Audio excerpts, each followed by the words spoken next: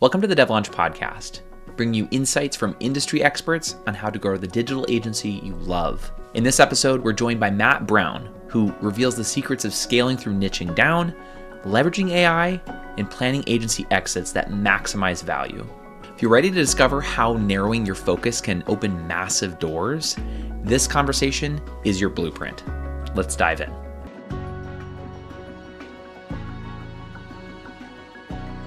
Well, hey, Matt, thanks so much for hopping on the DevLounge Podcast. I really appreciate it. You're very welcome, man. Thanks for having me. Absolutely. Well, we were just mentioning this before we went live, but you were not from Australia. You are from, whereabouts are you from? Born in Cape Town in South Africa. Spent a lot of time in Johannesburg, and now I'm out here in the bright lights of Denver, Colorado. So I've been here for 2.5 years now. Okay. And Denver, of all places, like, I love it out in Colorado. It's beautiful. I'm from Minnesota, so we don't get to see mountains very often. So when I can get to Colorado, it's great. Was there any like connection you had to Colorado, or just was like pick out a random state and boom, let's go? Yeah, so it depends, right? Because like if you Google best places to live in the US enough times, you'll find Colorado keeps coming up in the top 10. And so I got a person of extraordinary ability green card, and then COVID happened. And so we had like basically 3 years to do research. And funnily enough, we actually went to Austin, Texas first. And it was like the height of summer, and there was mosquitoes everywhere, and like you couldn't walk anywhere, you're just dying of heat. I was like, no, I can't see my weekends with the kids and that kind of stuff. So I was like, let's get on a plane, baby. And we flew over to Denver and stayed with some friends. And it was just kind of like wow, it is what Google says. Yeah, it's gorgeous. I mean, if for nothing else, I feel like the quality of life there is pretty good because you actually got a pretty solid tech scene. Yeah. I don't know if that's been your experience being in Denver, but I know a number of people who are out there, and it's pretty cool, pretty poppin'. And then it's gorgeous outside. So yeah, I do a lot of adventure bike riding in the summer. So I've got a KTM 500. So I spend as much time as I can riding out in the Rockies. I was out in Wyoming for a 3-day ride recently. That was gnarly. Went out to New Mexico. But yeah, I mean, just the access to, the Rockies is quite a thing in the summer and in the winter, right? I mean, obviously winter, everyone comes snowboarding and skiing and what have you. But yeah, certainly from a outdoors perspective, it's tough to beat. Oh, totally the case. Well, I just gotta let everybody who's listening know, Matt is a great testament to why I fundamentally believe that outbound is not dead. In fact, Matt, kind of out of the blue, we'd never known each other before. You sent me a message on LinkedIn, a LinkedIn connection request, and you were looking for somebody to potentially have as a guest on the show. And it turned out that person wasn't the right fit because of the demographic we're trying to serve on the DevLounge podcast. But as we got to having a conversation, turns out Matt's kind of like the perfect person to talk about, agency life. You've got an extensive experience yourself with a background in agency world. So if you take nothing else away, at least start with outbound is not dead. It is alive and well. And Matt's a great testament to that. Cool. Well, there you go. So the fact that we're here is proof, right? That's right. That is right. That's right. Well, Matt, I think when you and I first started chatting on LinkedIn, and I was doing a little bit of a deeper dive into some of the content you've already created, I was really struck by some of the stuff you're talking about with AI. Now, before people start tuning out and they're like, oh, I don't want to listen to another person talk about AI, I feel like you actually would have a lot of really helpful things to share. I want to start with maybe some pitfalls or some things that as you've employed AI into your processes, things that people need to be avoiding doing these days? Well, I suppose the first thing is that no one's an expert in this space. And so while it's advantageous, I suppose, from a differentiation perspective to say that you are doing things with AI, oftentimes it's lip service. And so the first thing I would avoid is assuming that you're an expert in anything, let alone AI, which is a technology that's awesome and is certainly going to exponentially mature over time. And so when it comes to pitfalls to avoid, just don't think that you're an expert in the thing or believe that anybody is an expert in the thing, especially AI, because there's very few people who really even understand how to apply AI over and above, what they do on a day-to-day basis with GPT, which is all sorts of things, right? Like find me a recipe about this, or write me a landing page copy for this thing, or write an ad or whatever. And so the use cases are many, but really the opportunity is at a systems level. It's not like a consumer who has a GPT license like my sister does. And she does that. She uses GPT to take emotion out of what she's trying to say. Do you know what I mean? And so there's consumer applications for GPT. And then there's the systems application for GPT and other types of AI. I mean, everyone, I suppose, is focusing on GPT because it's the most well-known platform out there. But there are many other types of AI that people are building on a daily basis. And so the space is continually evolving. And so the pitfall is, one, avoid, believing anybody's an expert in the thing. And then I suppose the biggest thing here is about questioning your true value, and thinking about, how can I express my true value in the context of a new world that is powered by AI? So as an example, we built Matt Brown AI. So if you ask me, like, what is my true value, you would go, oh, well, Matt's the host of the Matt Brown Show. And, I could interview Tony Wilson or any CEO for that matter. And I could give you access to an audience in over 100 countries around the world. But that wouldn't really be my true value. Yes, I could charge you $2,500 or whatever it is for a 60-minute interview. You get to promote your stuff. But that's not really, my true value. So the question then becomes, what is? And what are the roles, or what is the role of AI in expressing that new value in the context of scale and influence? And so what we've done is we've trained the Matt Brown AI on over 850 interviews I've done with CEOs, billionaires, authors. It's like a decade worth of knowledge. And so if I said to you, go ahead and listen to all 850 interviews of the Matt Brown Show, would you be interested in that? Probably not, because you don't have the time to do that. In fact, no one does. But what if I could give you access to all that knowledge in a fraction of the second, right? So Matt Brown AI, you can actually go to mattbrownshow.com and you can get access to me, basically. And all my books, all the transcripts from all the interviews, all the thought leadership stuff I've done over the last 10 years, all the event content that I've done over the last few years. And the most powerful thing is now I can actually access other markets that don't predominantly speak English. So you could ask Matt Brown AI anything you want about anything, like business. Should I have a business plan? How do I scale my company? When should I raise money? In Spanish, in Chinese, in French. And so now what I'm able to do is influence millions of entrepreneurs that were previously not accessible. So that's what I mean by about, questioning what is your true value in a new paradigm of AI, and then figuring out what are ways that are scalable, that will allow me to influence, in other words, elevate others, not influencer marketing, but elevate others in a way that is truly unique to me. Because how would you compete with that body of knowledge, right? Like, it's very, very hard. And so what it does, it removes barriers to access to my work. And so now I'm able to do things in a way that's truly novel and unique. Well, maybe piggybacking off of that, because I can imagine that the skeptics or the critics who are hearing that and they're thinking to themselves that, well, yeah, but like ChatGPT is trained on even more data than just your show. So like, what would you tell somebody who, especially with the most recent release of like O1, I think it's, O1, ChatGPT O1. What would you tell to somebody as to why the approach that you're talking about with the Matt Brown AI is superior to a generally trained ChatGPT? It's not, but it's superior in my own unique way. In other words, the knowledge that I've uniquely been able to capture over the last 10 years, that knowledge is not in GPT that you can, access ordinarily, if that makes sense.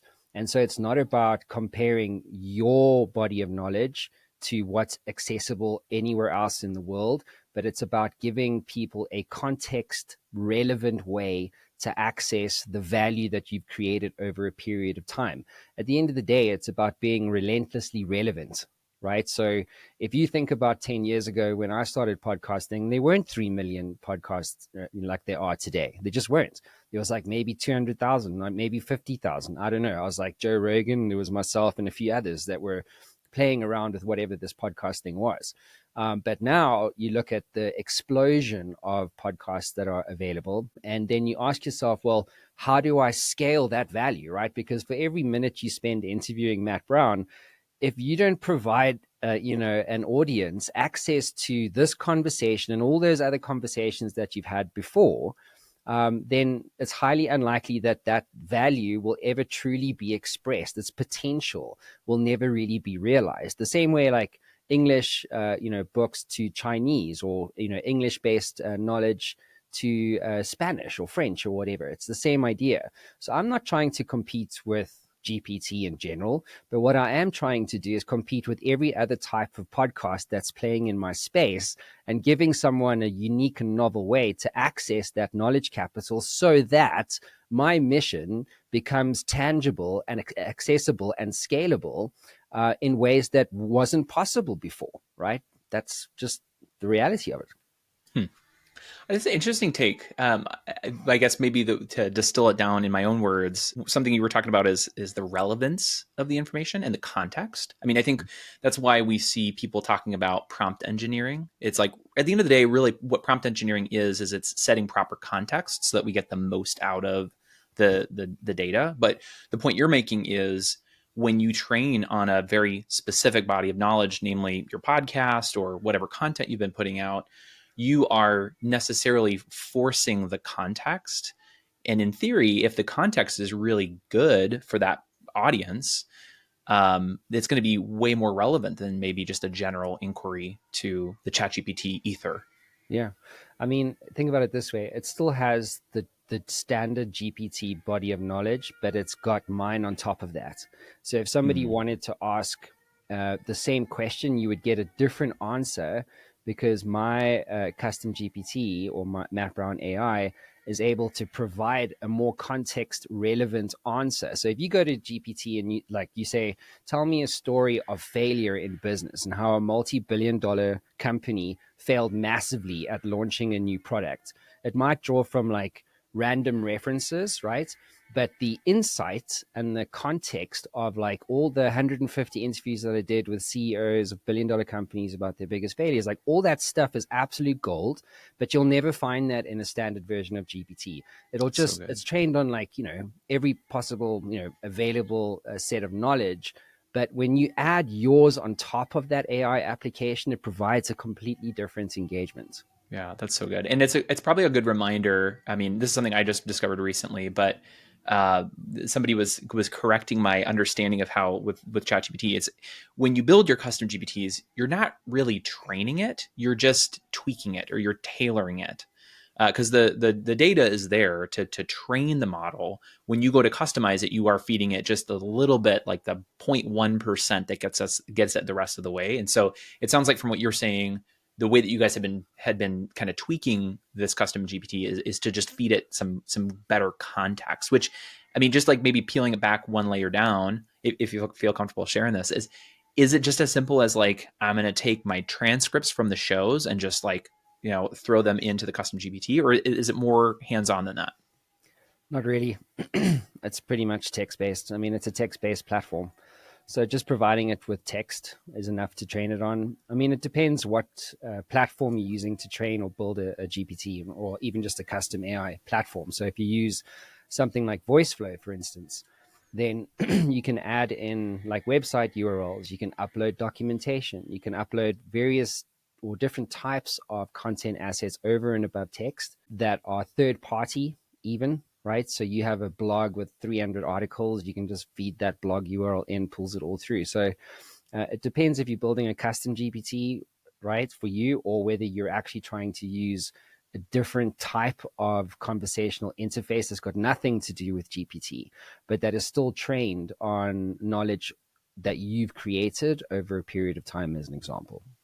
Got it. That's really, really helpful. Okay, so I'm hearing a pretty great context for you guys to be using AI currently is around maybe call it curating the content, or like just distilling some of the information you guys have gathered so far from all the content you've created. I see that as a very, very good point of application. I'm curious, are there other kind of low hanging fruit AI processes that you're doing day to day, and that maybe they're not super sexy, but they're super helpful as of late? There's actually quite a few. So I mean, publishing is one. So like when I wrote my first book in 2015, it took like 12 to 18 months, signed the deal with the publisher, and she phoned me 9 months later. She was like, "Where's the book?" I'm like, "Shit, like I'm gonna write this thing." And anyway, it did really well, became a bestseller. We reached 1 million entrepreneurs through it, but I swore I'd never write another book again.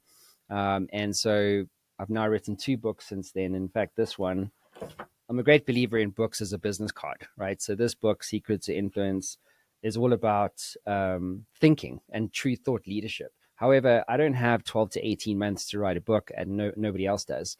And so that book, the manuscript, took 8 hours to create. Off a Whoa. body of knowledge. So you start with content first, rip the transcripts. But remember, this whole conversation is really about strategy, right? Everyone gets lost in the use cases, but it's like, why?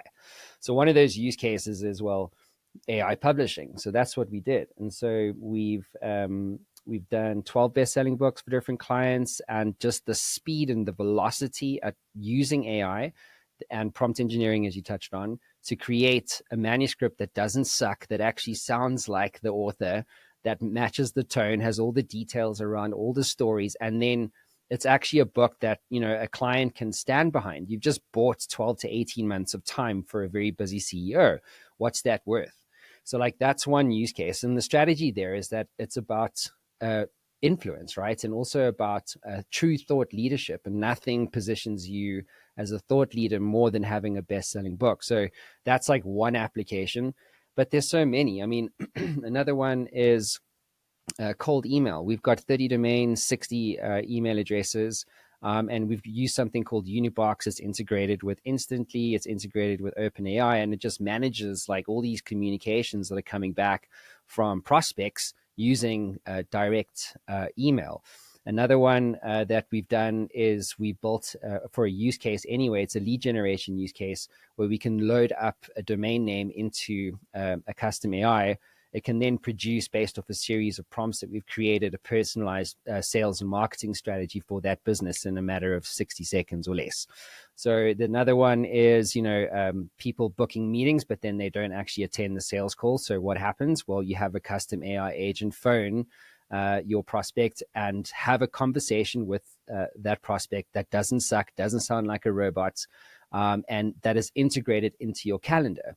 So it'll be like, hey, Tony, are you available at 1 p.m. on Thursday? And you're like, no, I can't do it. And well, how about Friday at 3? I can do Friday at 3. No problem, Tony. I've booked your time with Matt, blah, blah, blah. So there's so many, use cases for AI that are so much more robust and mature and strategically relevant than just going to GPT as a consumer and going, hey, how do I replace a brake lever on a KTM 500? Do you see what I'm saying? And so it's looking strategically at, well, what is the right use case for a specific business at a specific stage that solves a real problem?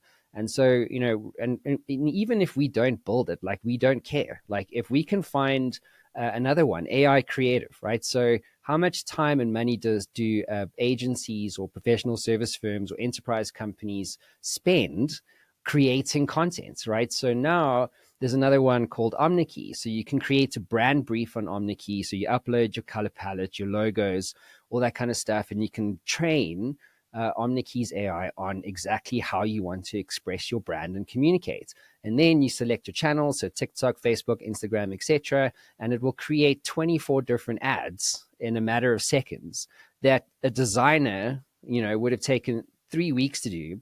And so what you've done is you've unlocked economies of scale. So your speed to market is there, but also you haven't had to add another resource or pay another resource to basically generate the same outcome. And then you can edit the creative and so on and so forth. So there's so many use cases out there, but it's about recognizing strategically what do we want to invest in? Like, is this actually worth our time or not? Man, you touch on a lot of different things. And I think the thing that I'd love to just get your thought leadership on here is, again, speaking to the critics. And so the critical voice, I think, I mean, it was even on a post that I wrote today, is when it comes to AI, there's a perception that if we all start employing it and we're all able to do it faster, what it does is it just floods the marketplace with, even more content, which means it's going to just be noisier. It's going to be even harder to reach. It's kind of like flooding the market with more US dollars, for example. Like,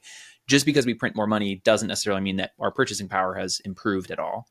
So what would you say to somebody who because they don't want to add to the content inflation, they're reserved, or they're saying, we're not going to take that route? What would be your rebuttal to that? Well, most people aren't producing enough content at all. So, like most companies suck at content. They don't even know where to start.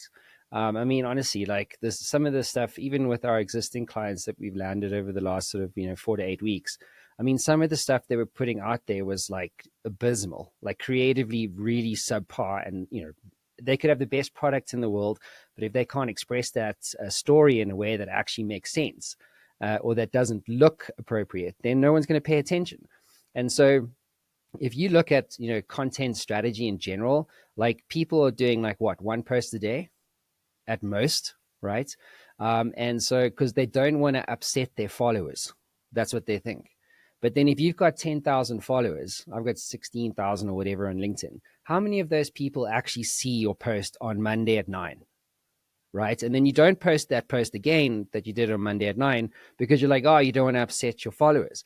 Like, no one cares, dude. Like, you actually have to be like, creating like 10 times the amount of content than what you actually think. If you're doing social ads, you need to be producing 50 social ads a week, not a month, not 6 months, a week.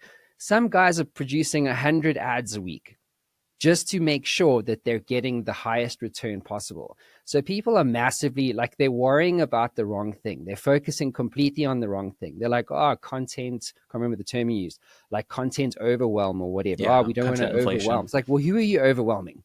Who are you overwhelming? Are you overwhelming your competitors? Good. Are you reaching more customers? Good. Like, we reach 150,000 people every month just through organic content that I don't have to pay to reach through social ads. What's the ROI of that? Significant. Pretty good. Oh, yeah, totally. Well, and I mean, what you had just said, I think is helpful to even highlight, at least as of right now. I think the most recent stat is something like only 1% of LinkedIn users are actually posting content regularly. So it's like, I think your point is actually very well taken, which is we think in our heads, oh, it's just going to create all this content inflation. But the reality is it's still a very, very, very undersaturated market. Yeah. I mean, and also, like, you just don't know what's going to work. If you do one video like a day or one post a day, how are you supposed to know with any form of real accuracy, like, what's actually working? Do you know what I mean? Like, your sample size is so small, but if you're doing 100 times that, now you've actually got data. And when you have that data, now you can actually train AI. You can start to do things. Like, if you don't have the data, like, you can't do anything. Like, your hands are literally tied. So yeah, but everybody's different. A lot of people don't want to produce any form of content because they have such a huge fear of judgment. I mean, when I released my bestseller from a couple books ago called Secrets of Fail, we was live, just to put this in perspective, we were live streaming interviews and all sorts of stuff on LinkedIn. And eventually I get this message from this guy, I think his name was Chris or Craig or something. And he's like, dude, like, I actually had to like unfollow you because like I keep getting these notifications. I'm like, where are you getting these notifications? Like, on my smartwatch. And so do you see what I mean? And so I don't care about Chris, right? And him getting upset because he feels like I'm overwhelming him, or my content's inflating his ability to digest what I'm saying. I care about the other, 10,000 people that don't care and that are seeing my stuff. And if you're not visible, you're invisible, right? That is very so true. I'd rather be visible and hated than invisible and not able to actually commercialize anything. Yeah. Yeah. And I think it goes back to something that I like to talk about, which is it's an uncomfortable reality, but even just thinking about the engagement of outbound marketing. It's one of those things where it's like a lot of times we don't do it, and I think a lot more agency owners need to be trying to do it. We don't do it because, like you said, there's a fear of judgment, and I think it's definitely holding people back. One thing I want to dive into, maybe switching gears a little bit here, is you have a pretty extensive experience in agency world. You've not only have built it, but you've also exited before then starting Showworks. I'd love to hear, if you wouldn't mind, just like a brief kind of story about the agency that you'd started. And you'd exited. Do you build a couple and then exit a couple, or is it just the one that you had built and exited? Two. Two. Okay. Two companies, yeah. Yeah, would love to just hear that story. Yeah, man. So it was probably like 7 years ago, and we were like a content business, weirdly talking about content. And we would do like, content for anyone. Like it was, event companies or whatever. And then after our first year, we were about, 8 people at the time. I looked at our client base, and 90% of our clients were actually technology businesses, so SaaS firms, and so on and so forth. And so then I said to the team, I'm like, listen, let's just reposition the whole company to go after one niche. So that was the technology sector. So if you were a financial services firm, no. If you were, a marketing agency, no. We only worked with technology brands, and we built something called the Lightning Strike system. And so basically, it was an operating model that comprised of inbound acquisition, so like producing a lot of content, attaching media to that content, reaching a lot of other business owners, and then once those leads were generated, we had an outbound team that worked the phones to actually qualify these leads and then hand them over to the likes of Microsoft, Oracle, SAP, Workday, Nutanix, the biggest distribution companies in the Middle East and Africa. And our operating model was so effective, we just cleaned up. We won Africa's Best Tech Startup Award, got invited to London Tech Week, and nothing we could do could not really work. We just literally cleaned up, and we scaled. Eventually, it was a services business, and I was like, yeah, technology. Let's build our own tech.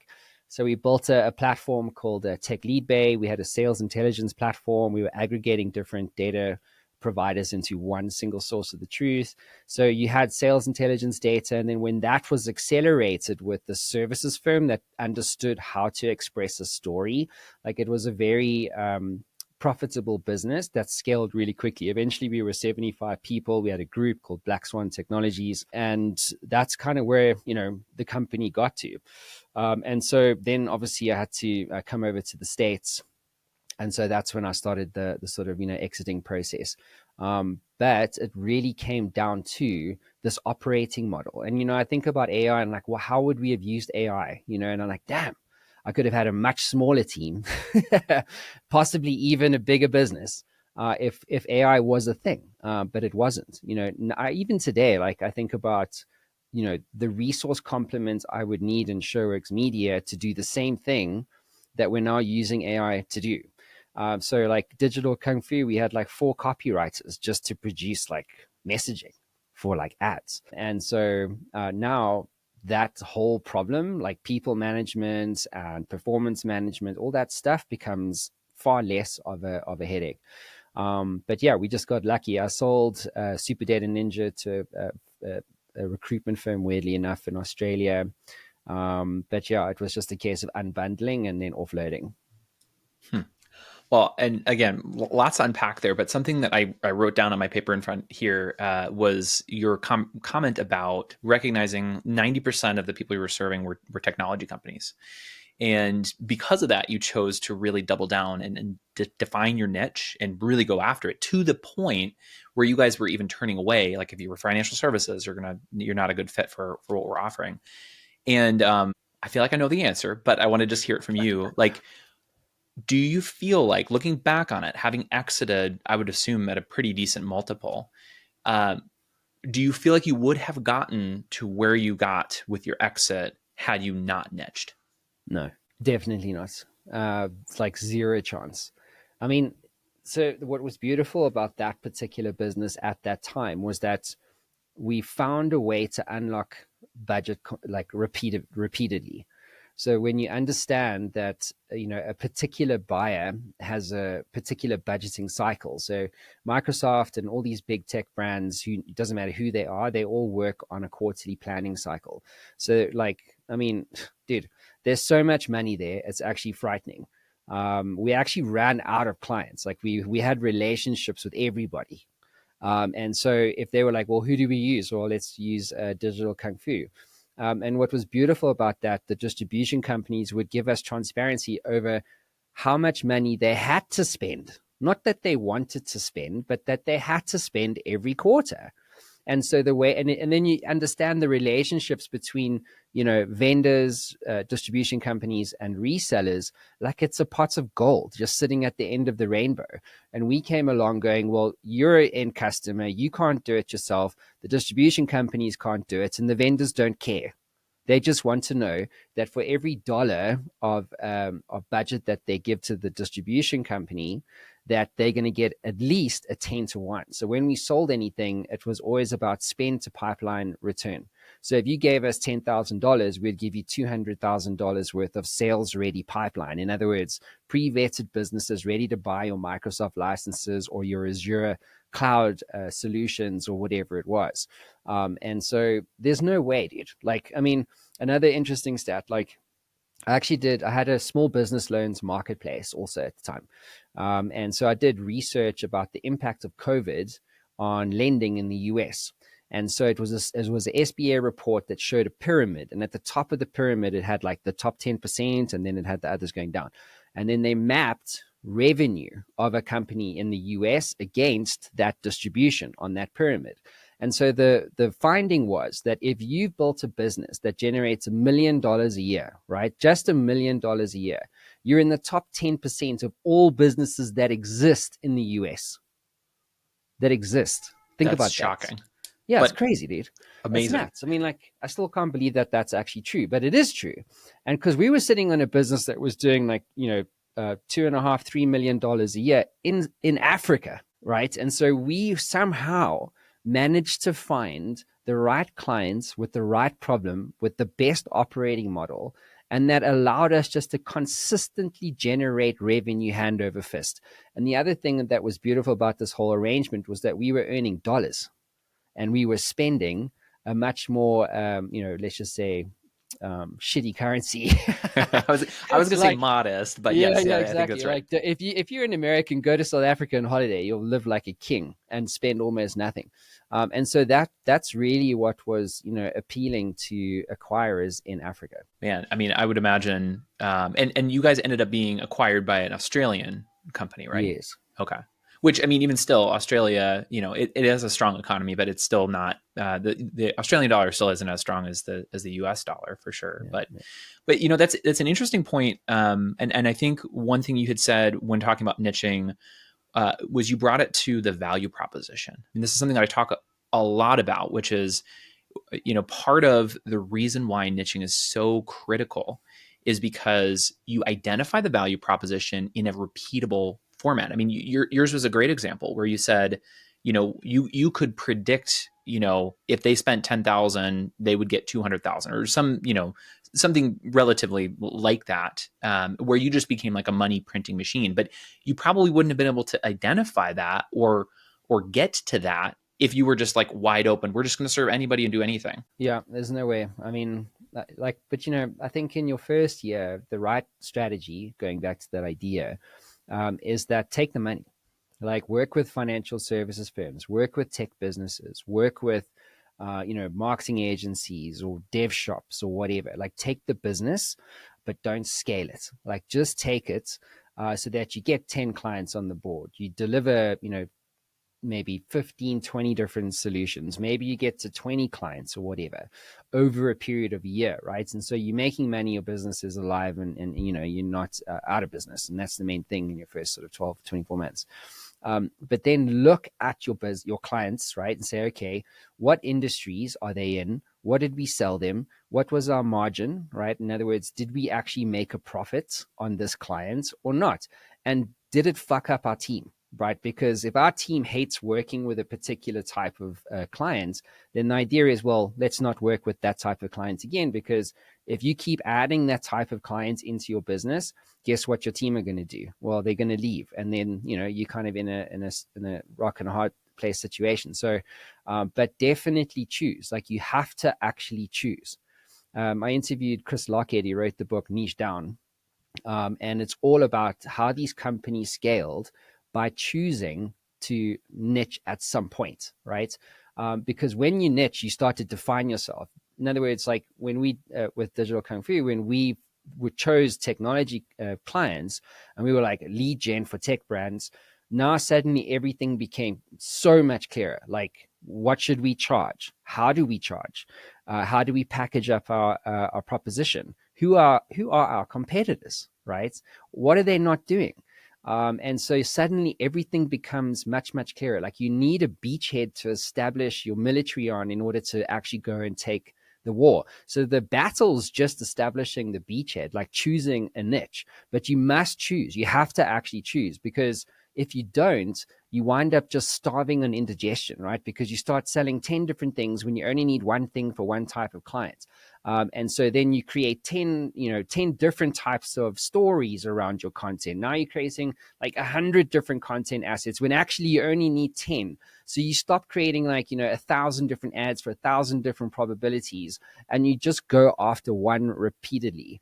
And then also the other thing that happens is that, the market starts to see you as the expert in that thing. It's weird, right? Like, because Yeah. it's so funny. Like, I mean, it wasn't that there weren't other companies, right, doing lead gen. It was just that we were only working with technology businesses, and Yeah. they were like, wow, these guys must be specialists. And so it Well, didn't matter if we were the Ferrari of lead gen, right? Because we were way more expensive. Like, we almost didn't find out like our ceiling in terms of what we could charge for the stuff. But we were specialists. We had the credibility, the reputation, and the trust of decision makers, and word spreads, right? That's another thing. People start talking about, you and your company and the outcome that you created in their circles. And so that's what drives referrals, right? Now your cost of acquisition comes down because you don't have to spend money to acquire leads. In fact, we didn't spend a single dollar on advertising in 7 years, not one. All of our business was done on the phone and through referrals. That was it. Well, and arguably the referrals that you get when you have a very clear niche become infinitely better, right? Because like if I'm not niched, people who are working with me don't really know exactly where I sit, so they're going to do their best job to try to like say, "Oh, they're this kind of person." When in reality, you might not actually want to do that type of work, so they refer you all sorts of business that's just not a good fit. But if you can clearly define that and you're constantly communicating that to the world with how you show up in your content or you're having conversations, it's Mm. a lot easier for them to be like, "Oh yeah, you're the fill in the blank for this type of person." Yeah, exactly right.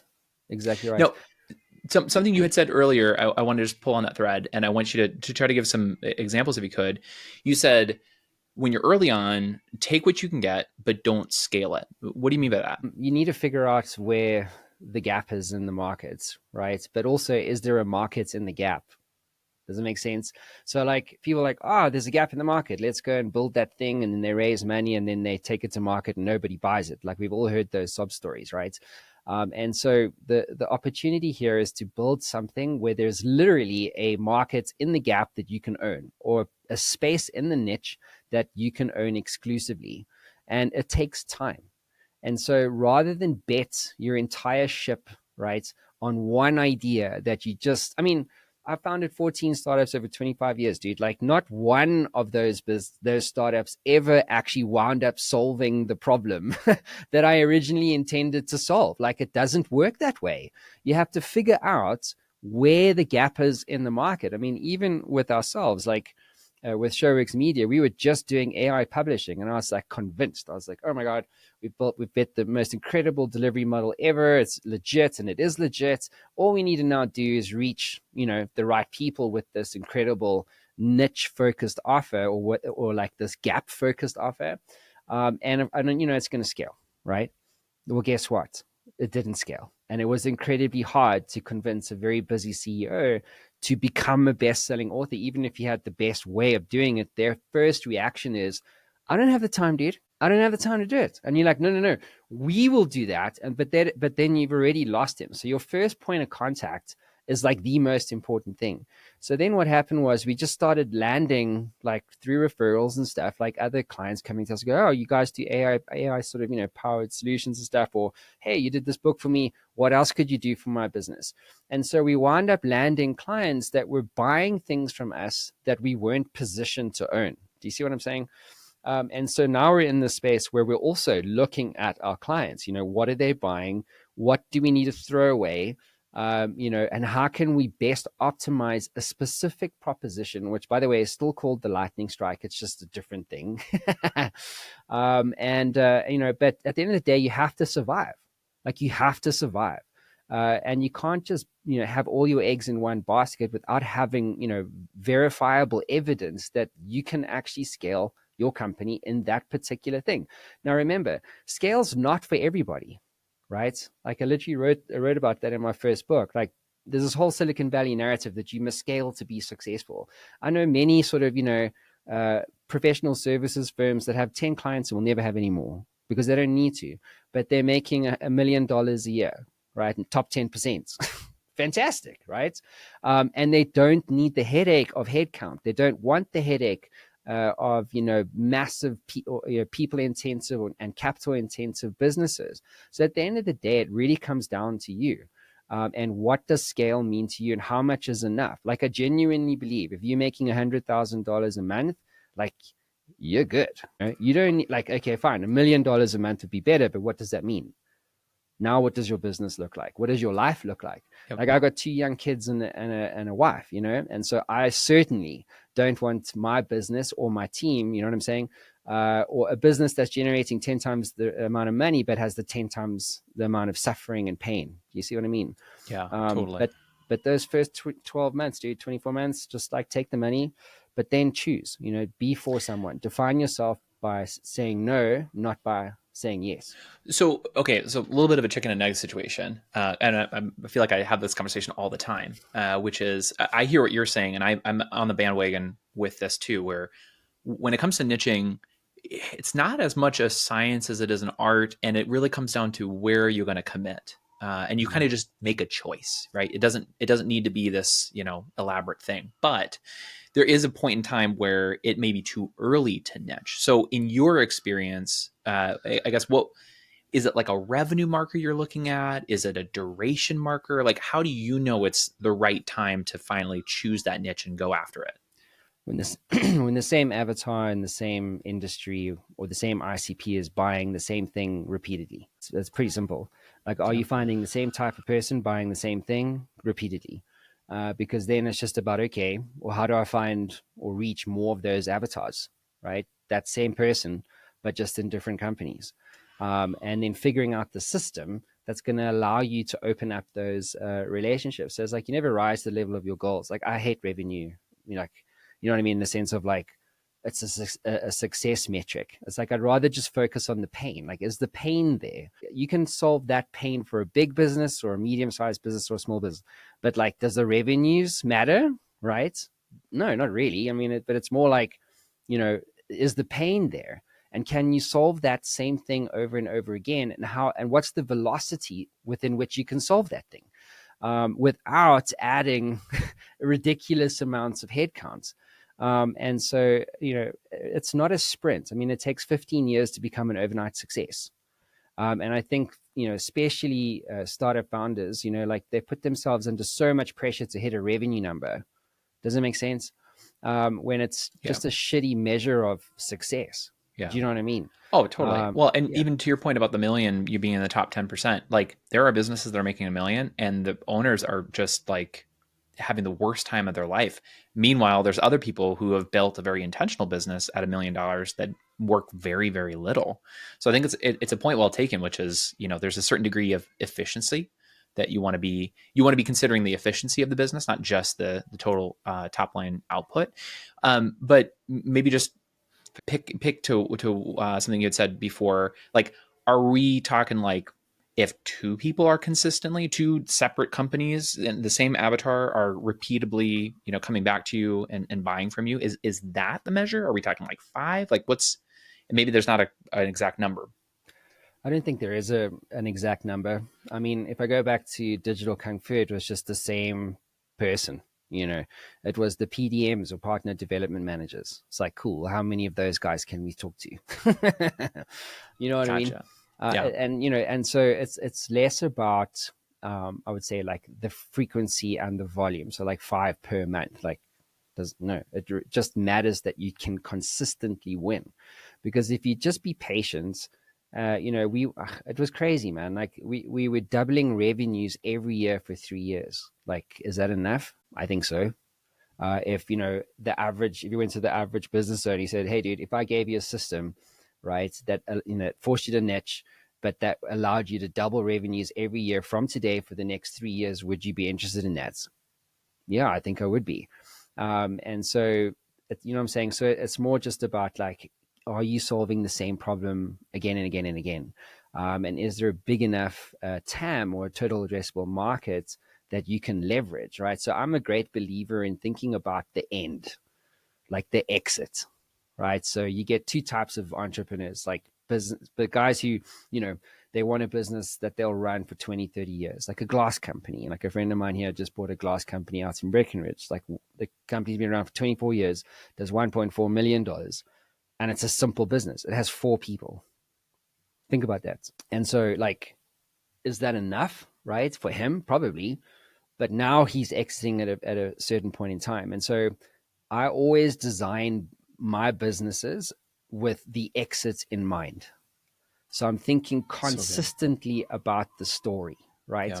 So if you're sitting in front of an investor or a number of potential acquirers, right, because you're shopping now, like, what's your story? And that story I told you about with Digital Kung Fu was like, they were like just salivating at the mouth, because they were like, well, there's zero business, well, very, very few businesses that earn dollars. There's very few businesses that have an operating model that is consistently winning. The financial data makes sense, the financial story. So like your revenues are doubling every year, blah, blah. There's a management team in place or whatever. And so you start tick boxing your business, or designing your business with the end in mind, because if you get to the end, let's just say, you don't have your financial records in place. You haven't paid your tax bill. You haven't built a management team. You are still doing all the sales in the business, like anything like that. And it's a red flag to an acquirer. Like, I genuinely don't believe that in today's world, especially like an AI powered world that we are inheriting now, is that the lifespan of a business is like 50 years. Like, it's not going to happen. If you look at like the top listed companies, like 98 of those 100 companies, like they weren't even around like 50 years ago or 25 years ago. So if you then think about, well, am I playing in the same world? Yeah, pretty much. Okay. So then if you build it to sell it, or you design it to sell it, then you're far more likely to reach that outcome. Does it make sense? Rather That's than really just smart. trying to take all the money that you can possibly get and serve anyone with anything. Because if you put that story in front of an investor, they're like, what? Yeah. Or an That's, acquirer. yeah. And so it's just looking back at the end and then saying, okay, what do I need to do today to make that story so compelling that I can get the highest multiple out of it? Even like IP. So it's less about the financial EBITDA, but like, what IP have you created? And in AI, like the whole world is like creating IP around this space. So if you can find the niche, develop IP, your financial data sorted, you got a team that can run it without you, then, let's go. And you take the money and you buy another business, or you sit on the beach. I don't know. Yeah, I think it's so good, and I love your point about even if you don't want to sell in the next 5 years, like having that as the backdrop, or like where you're heading eventually. I think it just sets you up for a much better spot. I mean, it's part of the reason why we like to start our engagements off with not a full exit planning per se, but something where we're working towards like a 5 year. If you wanted to sell, like this is how we can maximize that exit valuation. Because we're talking about exit, I wanted to dive a little bit further into maybe some of the specifics for your exit. Maybe the first question would be, if you feel comfortable sharing it, um, where was it at, if you're looking at EBITDA, multiple of EBITDA, like roughly where were you at with your exit? Depends on the type of business that you're exiting. So with us, and that's why I started building technology, was for that exact reason. Literally. So we went from big tickets, fixed project fees, okay? But the downside there in terms of valuation is that your business isn't, you know what I mean? It's Like much more there's no volatile. repeat revenue. And so project revenue doesn't earn the same valuation as what like repeat revenue does. So if you're a SaaS company and you're selling $100 a month, licenses or whatever, that type of business is way more valuable. And so again, thinking about the exits, we started to build SaaS products, right? Because then again, the story would be to an investor, well, put your name in here and we'll give you your contact information. Wow, that's so crazy. So, and now they start thinking about, well, what are the applications for that type of thing in their own businesses, right? Because many of these guys, they own a number of different companies. And so, if you're a services business and you're doing fixed project revenue, whatever, even retained revenue, and you're still a professional services firm with zero technology, like maybe 3 to 4 if you're lucky. But if you start adding technology to it, it doesn't matter how big it is. Like even if you productized your service, and that's what we also did. We literally took our SOPs and built that into software. And that again makes an acquirer go, damn, this company's built IP. And so now you're getting valued on different types of revenue, so fixed income versus like retained income. And then you go IP. Well, what's that worth? So now you're worth like a 6x multiple rather than a 3. And so now you're making like 500,000 of profit. Now you've got $3 million in the bank as opposed to 1.5. And so that's why I say, like, design the thing, with the exit in mind. So to your point, like, if you do decide, like, shit happens in life, and you may need just to take the money and run. Sometimes guys fall out of love with their businesses. I mean, I hated that business. Like, I seriously hated that business. I had this massive team. I was like dealing with all these people problems every single day. We had huge infrastructure problems in South Africa. Like, there was no electricity and no internet for hours a day.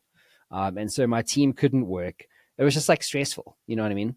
And I just chased the money. Like, I didn't build that business because I was like super passionate about lead gen. I just wanted to win. And there's nothing wrong with that. But the downside is I wound up building a business I hated. So when I saw the thing, I was like, well, I don't really care. Like, this is like someone else's problem. You know what I mean? And so, I mean, maybe on that note, when you went to go to exit, I guess, like, looking back on it, were there any things that you wish you would have had done differently, either leading up to the exit or during the exit itself? started earlier. I would have started the exit process much, much earlier. I remember we were just like, everything was working, like we had won Africa's best tech startup, doubling revenues every year for 3 years. And I went to go see my mentor, and he owns hundreds of businesses, right?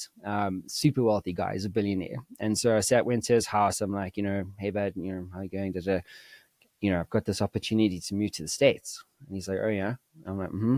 He's like, so how can I help? I'm like, well, what do you think I should do with the business? Do you think I should sell it? Or do you think I should go, and try and scale the same thing in the US? So he just, without even a flinch, okay, Tony, he just said, sell it. And I sat there, I was like, I'm not selling. Are you out of your mind? We've been dabbling around, like, just drinking my own Kool-Aid. You know what I mean? And in my mind, I genuinely thought he was wrong. And because there was no data or evidence to suggest that he was right. But he did say to me, he said, dude, I know guys with more money than you, with bigger businesses than you, that went over to the US and got their asses handed to them. So what makes you think you're going to go over there and win? And then and then I was like, well, let me just think about it, but I'm not selling. And so that I regret, because 18 months later, COVID happened, and then everything changed, right? The whole story changed. And it wasn't necessarily anything that we could have controlled, of course, but the story changed. We had one bad quarter, and guess what acquirers do? They try and leverage you, like, well, you're not really worth that anymore, or the growth potential, like whatever they're trying to do to get you at a cents on the dollar, you know.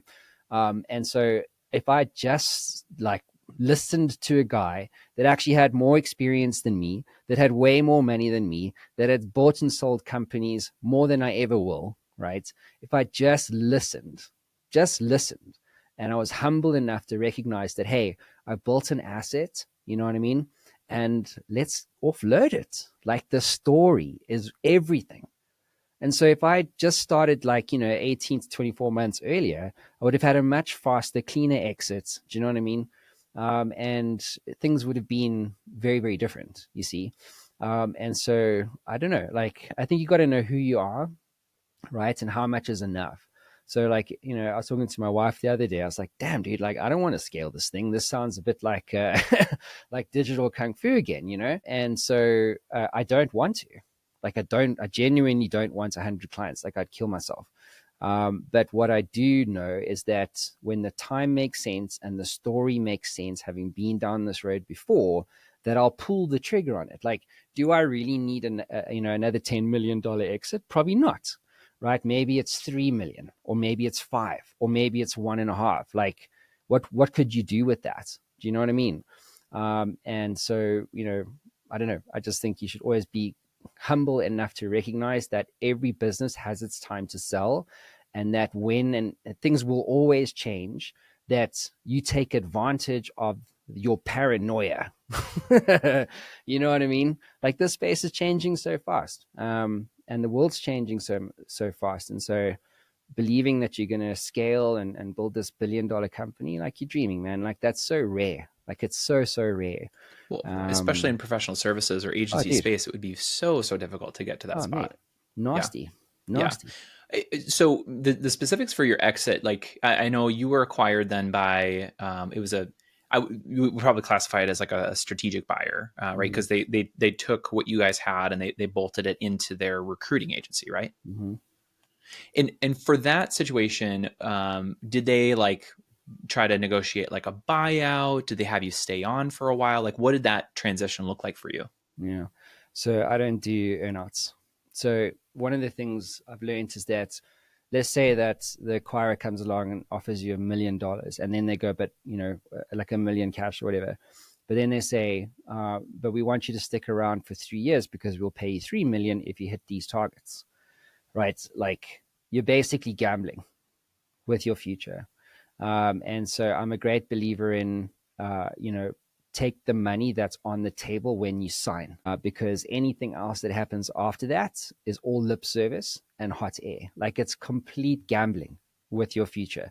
By the way, you've just spent like 5, 6, 7, 8 years building this thing, and now you must add another 3 years for what? Like, to get more money? Like, come on. It's so ridiculous. So take your money on the day that you exit and, like, tell them to fuck off. Like, this is why you have like a management team that, can run the thing without you really being involved. Like, you're driving strategy and stuff like that. But yeah, I've just heard too many stories, like so many stories, like agencies in South Africa, big ones, like hundreds of millions a year, and being bought by groups in the US, promised them the world, right? Post exit. Well, we're going to do this, this, and that, and blah, blah, blah. And then it doesn't happen because they're not incentivized to do it. Like, why would an acquirer be incentivized to pay you another $2 million? Think about it. So that you've helped them add more revenue, and, like, I don't know, like, it's so It, rare that ever works out. And yeah. by the way, like, an acquirer is going to come in and start changing things. So you're like, well, we've always done it this way. So that's why you're buying the thing. And now you want to come in and you want to put in a new board. Well, we've never had a board before. Yes, but we need to protect our money. I'm like, okay, so who makes decisions now? The board. So Yeah. you see what Well, I'm saying? and this actually came up in another conversation I was having with a previous guest, because they were talking about their exit, and he said essentially the way that they negotiated his earnout is, he's like, I'll take it on one condition: I still have control over the decisions for this agency. Because the point that he made was, he's like, you, like you said, you have no incentive to make sure that this thing succeeds, because if it does succeed, you're going to have to pay out all this extra money. But if I'm the one in control, I'll feel a little bit differently about it. And it ended up working in this favor. But I hear what you're saying. It's like, if possible, don't do earnouts, because usually you're going to get the raw end of the deal. No, but also, you can de-risk that eventuality by designing for it in the first place, right? So if you say, our business has doubled revenues every year for 3 years and I work 4 hours a week in the business, do you really need to be part of the earnouts? No, because the team itself and the systems that you've created in the business itself is what they are buying. They're not buying you. You see what I mean? Oh, and that's so again, that's a really good point. Dude, it goes back to the story, right? Well, our business does, whatever, like $2 million a year. We're sitting at like a 40% net profit. We'll give you 3 times multiple. So that's 1.2. And I work 4 hours a week in the business. What's more valuable? The guy that's thinking, well, shit, if I'm only going to work 4 hours a week and I get an asset like this, and they have got a system for repeatable growth, like, I don't know, it always comes down to the story, because then that acquirer is not going to care about keeping me around. And especially if I dig my heels in and say, no, you buy this thing as it is. Here's your team, work with the team, goodbye. And so I don't know, I'm just, otherwise, what's the point in it? Find another acquirer who will actually give you what you want. Yeah, that's a really good point to make. Well, Matt, we've hit our hour now, and we haven't even gotten close to all the other questions that I had. I figured we would have a lot to discuss even with these first two topics, but maybe if you're down for it, we can talk more about things like cold outreach strategies and content consistency versus quality, all the stuff that you have a lot of experience in, if you're down for a part 2 for this. Dude, yeah, man, bring it on. I love talking about this stuff, and you ask good questions. I do a lot of podcasts, and yeah, I dig chatting to you, man. You ask the tough questions. They're thoughtful. I appreciate it. That's what makes you a great host. I appreciate it so much. Well, Matt, before we wrap up, a couple quick questions for you. Number one, do you have any, like, I don't know, like free toolkits, or maybe even just like a cheap book or something like that you might be promoting right now where our listeners could engage with you? Yeah, I mean, I go to mattbrownshow.com and check out Matt Brown AI. Play around with it. Tell me it sucks. I don't really care. And then the other one is like this book here. It's called Secrets of Influence. It's like $5. I made it the cheapest you can possibly make it on Amazon. So go and get it. I've landed a few clients off that book. People really love it. And it's all about kind of the stuff you were talking about. So like thought leadership, systems, media platforms and stuff. So yeah, it's a good resource. I love it. I love it. And people can go and listen to you've got Secrets of Fail. We didn't get to talk about that today, but hopefully on our next episode we can. But we got the Secrets of Fail podcast. Anywhere else people can go to listen to you or follow your story? Yeah, man. Just wherever just put Matt Brown Show into Google and you'll find everything you could possibly find.